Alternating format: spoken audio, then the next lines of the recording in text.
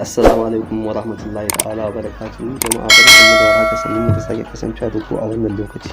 A yau za mu kawo muku bidiyo ta yadda za ka ringa ɗauko bidiyon dukkanin bidiyon da kake so a Facebook. Duk bidiyon da ka gani ka ga ya burge ka a Facebook za ka iya ɗauko shi kuma ta hanya mai sauki. Already mun sani cewa ana ɗauko bidiyo ka a Facebook, amma wasu sun sani wasu ba su sani ba. Wasu kuma da suka sani sun san ana zuwa ne a ɗauko wani application daban a Play Store ko a wani abun har ma ta kai da ka zo ka sa shi a wayarka application ɗin ya ƙi yin daidai da version ɗin wayarka.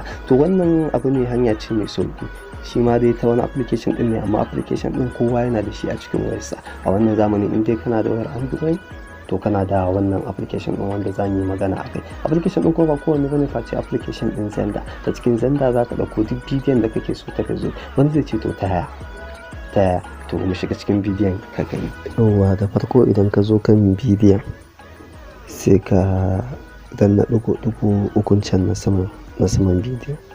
Idan ka danna gashi nan ta watsu, za ka danna copy link, za ka copy link na bidiyon kenan. Sai mu koma cikin Zenda mu, gashi nan mun shigo cikin Zenda, sai mu danna social gashi nan daga ƙasa.